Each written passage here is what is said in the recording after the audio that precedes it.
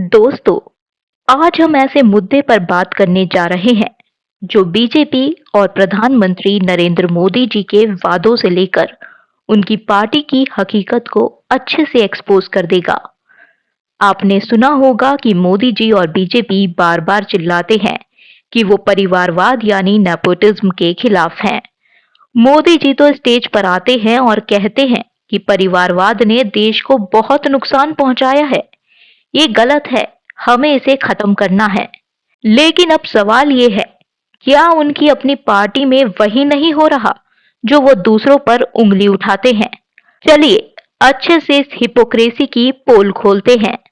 सबसे पहले शुरू करते हैं मोदी कैबिनेट के सबसे लोकप्रिय मंत्री नितिन गडकरी से, जिनकी अक्सर ही तारीफें होती हैं कि वो सबसे ज्यादा डिलीवर करने वाले मंत्री हैं।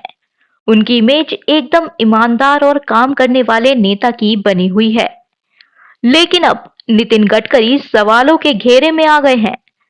दरअसल उनके बेटे निखिल गडकरी की company CIAN agro ethanol production और उसके इस्तेमाल से जुड़ी है, जिसका कारोबार एक साल में 17 करोड़ से 510 करोड़ पहुंच गया।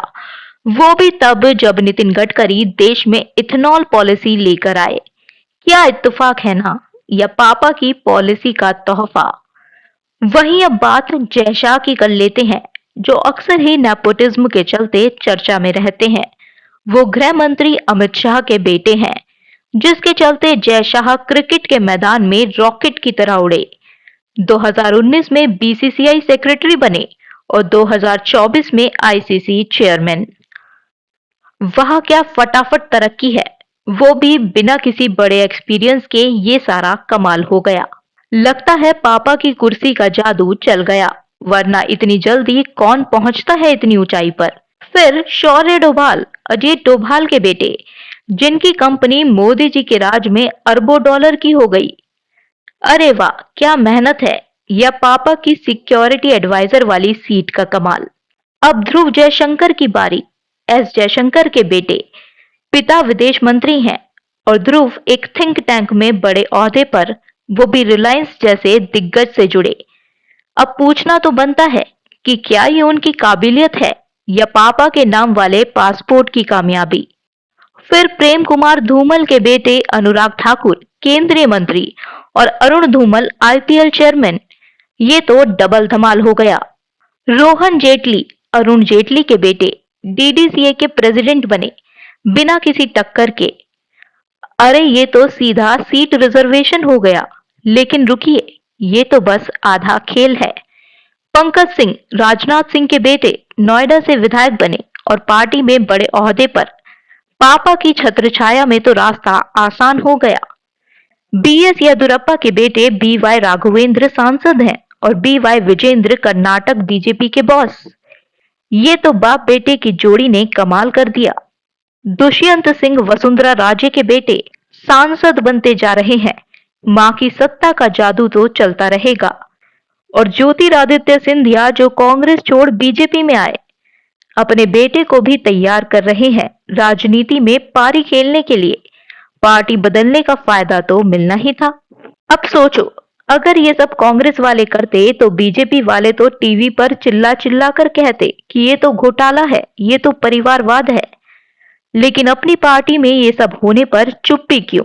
2023 की एक रिपोर्ट कहती है कि बीजेपी के 395 सांसदों में 12% परिवार से जुड़े हैं और 15 मंत्री ऐसे हैं जिनका परिवार राजनीति में है। अरे भाई, ये तो वही परिवारवाद है जो वो दूसरों पर इल्जाम लगाते हैं। 2014 के बाद जब बीजेपी सत्ता में आई, इन बीजेपी नेताओं के बच्चों की दिन दुगनी और रात चौगुनी तरक्की हुई। साफ है कि पापा की कुर्सी से बेटों को फायदा मिल रहा है। और हाँ, नेपोटिज्म से याद आया कंगना रनौत, क्योंकि कंगना तो बॉलीवुड में नेपोटिज्म का ढोल पीटती थी। हर दिन ट्वीट करती थी कि ये इंडस्ट्री नेपोटिज्म से भरी पड़ी है। लेकिन अब वो बीजेपी की सांसद हैं और अपनी पार्टी में ये सब देखकर भी चुप्पी साधे हैं। अरे कंगना जी, आप तो बोलती थी कि नेपोटिज्म करके दूसरे का हक मत मारो, टैलेंट से नाम कमाओ। फिर आपकी पार्टी के नेता दूसरों का हक मारकर उनकी काबिलियत को कुचलकर अपने बच्चों को आगे क्यों बढ़ा रहे हैं? इस पर कुछ बोलो ना। लगता है सत्ता का चश्मा पहन लिया, अब कुछ दिखाई नहीं देता। दोस्तों, ये सब फैक्ट्स हैं जो मीडिया कभी नहीं दिखाती और ना इस पर कभी बीजेपी को घेरती है। वहीं बीजेपी जो दूसरों को कोसती है, वही वो खुद कर रही है। ये उसकी हिपोक्रेसी है, क्योंकि वो अच्छे से जानती है कि कोई उनसे अब सवाल पूछने वाला है नहीं। तो अब वक्त है कि हम जागे और इस बारे में बात करें। अगर ये पॉडकास्ट आपको पसंद आया तो लाइक करें, शेयर करें और कमेंट में बताएं कि आप क्या सोचते हैं। सब्सक्राइब करना ना भूलें और बेल आइकन दबाएं ताकि ऐसे और पॉडकास्ट आप सुनते रहें। साथ ही इस मुद्दे पर जागरूकता फैलाएं। मिलते हैं अगले पॉडकास्ट में। Thanks and keep watching.